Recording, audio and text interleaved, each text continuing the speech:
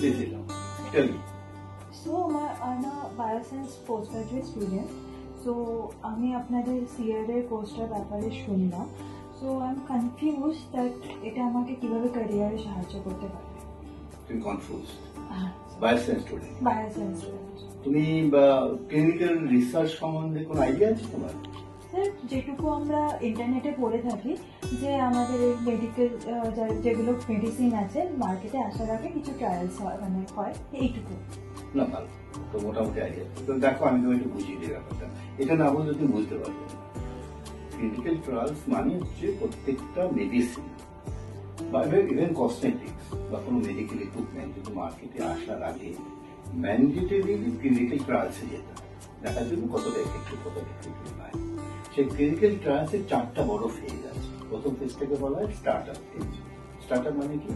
যে mandate government থেকে পেয়েছে ট্রায়ালসের জন্য তার সাথে ম্যাচ করিয়ে এথিক্স কমিটি আছে, রেগুলেশন আছে, গাইডলাইন্স আছে, সব মিলে একটা প্রোটোকল তৈরি করতে হয়। যে প্রোটোকল অনুসারে পুরো ট্রায়ালসটা হবে, এটাকে বলে স্টার্ট আপ। সেকেন্ড ফেজটা হচ্ছে যে প্রোটোকল ট্রায়ালস রেডি হয়ে গেল, তারপরে ট্রায়াল সাইট থেকে রেডি করতে হয়। ট্রায়াল সাইটের জন্য হচ্ছে সমস্ত রেডিনেস করা, কারা থাকবে না থাকবে, হসপিটাল অমুক সমুক সব করতে হয়। তার উপরে তোমার হচ্ছে যারা ট্রায়াল যাদের অ্যাপ্লাই তাদের কনসেন্ট দিতে হয়, বলে ইনফর্ম কনসেন্ট না হয়। সব রেডি হয়ে যাওয়ার পরে ট্রায়ালসটা শুরু হয়। এই ফেজে মানে থার্ড ফেজটা হচ্ছে যখন ট্রায়াল চলছে পুরো ক্লিনিক্যাল ট্রায়ালস থেকে মনিটরিং করতে হয়। এটা একটা বড় একটা কাজ। কখনো 3 মাস কখনো 6 মাসও লেগে যেতে পারে ট্রায়ালসের জন্য। যে এটা হলো হওয়ার পরে তার ফাইনাল ফেজ হচ্ছে রিপোর্টস আর documentation. Okay sir, sounds good. দেখো, এই পুরোটাই কিন্তু ক্লিনিক্যাল রিসার্চের মধ্যে পড়ে এবং তোমার বায়োসায়েন্স স্টুডেন্ট হিসাবে ওয়েল ফিট করে এর মধ্যে। এটাকে এনশিওর করার জন্য 4টা ফেজকে আমরা কিন্তু প্রত্যেককে খুব ভালো করে গ্রুমিং করি। Grooming only theoretical? কিভাবে গ্রুমিং করবেন স্যার? একদম রাইট প্রশ্ন তোমার। থিওরিটিক্যাল অবশ্যই নয়, থিওরিতে বড় প্রশ্ন আছে ডেফিনেটলি, কিন্তু প্রচুর এখানে হ্যান্ডস অন ট্রেনিং দরকার। কারা দিচ্ছে ট্রেনিং? ট্রেনিং দিচ্ছেন ডক্টরসরা, ট্রেনিং দিচ্ছেন ক্লিনিক্যাল ট্রায়ালস প্রফেশনালদের, যারা এই কাজটা করেছেন বা এখন করে যাচ্ছেন তারা। তাই তারা যখন পড়াচ্ছেন তারা কিন্তু প্রচুর ডেমো ক্লাসেস নেন। শুধু ডেমো নয়, আমরা কিন্তু প্রচুর প্রজেক্টস অ্যান্ড অ্যাসাইনমেন্টস এর মধ্যে দিয়ে থাকি স্টুডেন্টদের কাছে। প্রজেক্টস হতে পারে। তোমরা নিশ্চয়ই তোমরা কলেজে বা ইউনিভার্সিটিতে প্রজেক্ট করেছো, এটা অন্য ধরনের প্রজেক্ট। আমাদের প্রজেক্ট হচ্ছে ধরুন ট্রায়ালস করছে বা কোনো প্রোটোকল ডিজাইন করছে, প্রোটোকলটাকে একটা প্রোটোকল ডিজাইন করতে তোমাদের দিতে হবে।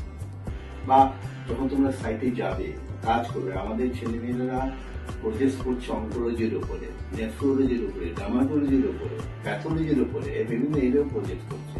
সেই প্রজেক্টগুলোকে তুমি হসপিটালের সঙ্গে কানেক্ট থেকে প্রজেক্ট করছে। এগুলো করার জন্য তোমরা ওয়েল গ্রুম হচ্ছে। স্যার, আমি কনসার্ন যে আপনি বলছেন রিপোর্টস, এই জিনিসগুলো সবকিছু কি আমাদের সিলেবাসের মধ্যে কভার? সবকিছু কভার। আর এই যে তোমাদের গ্রুমিং বলো, গ্রুমিং আরো 2টো ফেজ আছে। একটা ফেজ হচ্ছে তোমাদেরকে কিন্তু ওই থিওরিটিক্যাল ক্লাসের সময় কিন্তু ফিল্ড ওয়ার্কে পাঠানো হবে, যাতে তুমি অ্যাকচুয়ালি কি হয় দেখতে পারবে। তারপরে যখন ফিল্ড ওয়ার্ক কমপ্লিট হলো 6 মাসের ট্রেনিং এর পরে তোমাদের কাছে তবে 6 মাসের জন্য ইন্টার্নশিপে পাঠানো হবে। ইন্টার্নশিপ? সো ইন্টার্নশিপটা কি paid or not paid? Internship paid, field work paid নয় কিন্তু। ওকে, বুঝছো তো? এইভাবে তোমাদের কিন্তু ওয়েল গ্রুম করা হচ্ছে। এখন তুমি বুঝতেই পারছো যে কেন আমি গ্রুমিং কথা বলছি। নিশ্চয়ই স্যার, নিশ্চয়ই। Thank you, sounds very good. আমি খুব ইন্টারেস্টেড এটার জন্য। এবং আরেকটা কোয়েশ্চেন আমার ছিল যে এই যে আমরা ফিল্ড ওয়ার্কে যাব, ইন্টার্নশিপে যাব, সেটা কি আপনারাই হেল্প করে দেবেন? তো আমরা সাথে কানেক্ট করে দেবো। এটা integral part of the course. তো বুঝতে পারছো, তোমাদের যারা এই ব্যাকগ্রাউন্ড আছে তাদের জন্য ভীষণ উপযুক্ত কোর্স। আমাদের ছেলেমেয়েরা পিএইচডি পর্যন্ত করছে মানে এই কোর্সটা করার পরে, ইন্টার্নশিপ শেষ করার পরে। আর যারা অলরেডি ইন্টার্নশিপে আছে তারা বা যারা প্লেসড হয়ে গেছে তারা এক জায়গাতে পড়ছে, তাদের ক্যারিয়ার ওখানে সুনিশ্চিত করেছে। স্যার, অ্যাডমিশন প্রসিডিওরটা কি আছে? তুমি যোগাযোগ করে আমাদের অ্যাডমিশন টিমের সঙ্গে তোরা হেল্প করে দেবে।